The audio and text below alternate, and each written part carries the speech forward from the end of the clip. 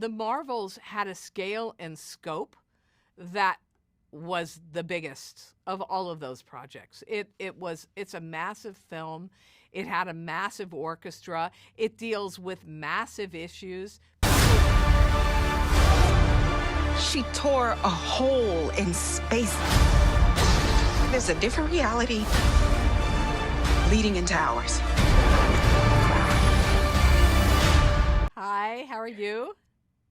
Hi, Laura. How are you? It's good to see you. I'm great. I want to come to Brazil. It's like on my bucket list. Oh, that's awesome. I would be so happy to welcome you here. Can I just say you look fabulous Thank with you. this outfit. Amazing look, amazing Thank you glasses. You so look much. stunning. Thank you. I appreciate it.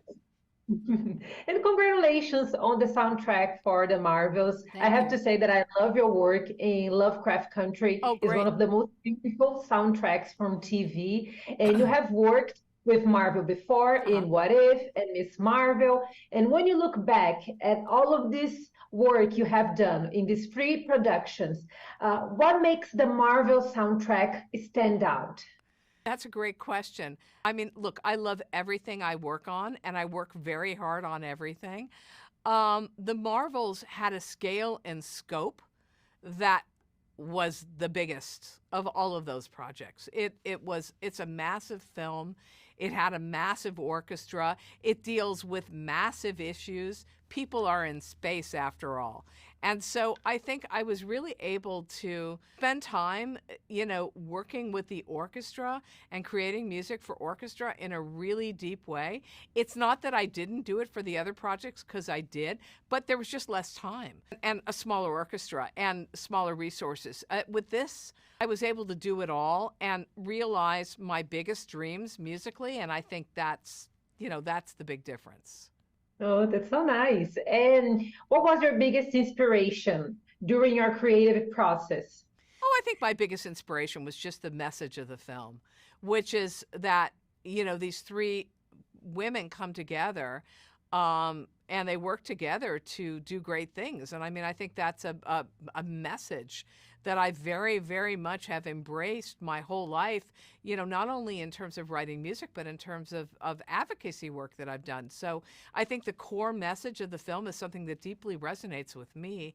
And I think will deeply resonate with all kinds of people, because, we're better when we work together than when we're in conflict. That's so true. And we have three different characters here Yeah. that they have different personalities and they are also in different stages of life. Right. When we talk about Miss Marvel, she's a teenager. So obviously, when we see her on screen, the music is a lot more joyous, but like in a teen way, because Yeah. we're talking about teenager. Yeah. And I love how your music communicate with us and communicate about the characters as well. Tell me a little bit about that, the differences between each character and how you try to work the music the best way possible so we could see those characters in a special way. That's such a great question. I think every character comes to the film with a different sort of experience and personal agenda. That's what I talked a lot with Nia about. Like, where's Kamala now? We left her, at the end of Ms. Marvel. Where does she find herself now?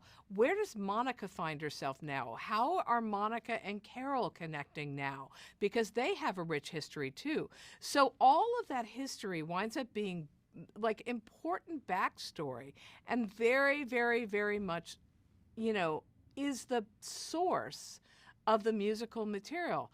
It can be funny, it can be touching, it can be lonely, it can be inspiring, it can be heroic, it can be mysterious, it can be questioning. And those are all of the places where you need to go to support, these particular characters, arcs and journeys throughout the course of the film. Oh, I loved your answer. And you were talking about that you were making this huge soundtrack about a movie that is on space. So I can imagine that it must be a little bit like imaginative for you to create a soundtrack and also picturing all of that, the whole scenario of being a space. Tell me about that process of bringing different instruments to create the right sound when they are on Earth, when they're on space, all of those differences. That's a really great question. And I thought a lot about that because there's kind of a rich cinematic history as to what space sounds like. Like a lot of composers have tackled it. And I've long been kind of a space fan. I love Star Trek and the Star Wars and all of that. I mean, and there's a tradition in classical music. You have Gustav Holst, The Planets, that John Williams drew heavily from for his Star Wars score. So, this is something that we have in our heads. So I wanted to approach this and think about what does space sound like for me? So I started doing research. And Nia had a lot of ideas about this as well. What does space actually sound like? Well, the truth is it doesn't sound like anything. It's our perception of that vast landscape. So I wanted to create a new sound for space. So I did it in a number of ways. First of all, I actually went to a prop house in LA and rented space junk, like stuff that came off rockets, and used it as instruments. I wanted to use the human voice in a lot of ways. So I brought together small choirs, a real diversity of musical traditions that on this planet. We don't know what they sound like yet. So, I wanted to have the sound of people coming and singing in their own traditions, but singing music that I wrote. So it would be an unusual sound, and we produced that sound in unusual vocal ways. So that's a big, big pinning of the score. And then I commissioned a computer scientist, Christina Talon, to create sonifications based on actual space data. And then we take that space data and turn it into music. As well, the final thing is I worked with a great percussionist, Evelyn Glennie, and we created a lot of the sounds there that wind up being the space sounds in the Marvels. Oh my God, that's so creative because you brought me like a whole different perception of space right now. Because as you said, we're used to what we have heard from John Williams and other composers. Right. They have done amazing jobs in the past. Yeah. But it's so good to have a different take from the space. And for us to wrap our interview, what I wanted to know from you, was there a particular favorite moment from the movie that when you were composing, you were like, oh my God, that's my favorite scene. I want to work on that scene. I think I can have great ideas for that particular scene. Well, there's so many scenes, but there's one scene that I won't describe to you now. I'll wait for you to see the movie. But there's one really, really beautiful scene. Oh, I'm so curious right now. Your assistant did an amazing job.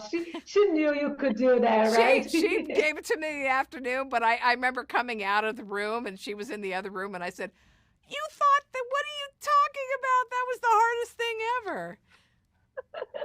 Amazing. It was such a huge pleasure to talk to you, Laura. Congratulations on your work. You are an amazing composer. Oh. It was such a huge pleasure to be here with you. You're so kind. Thank you so much. They're here.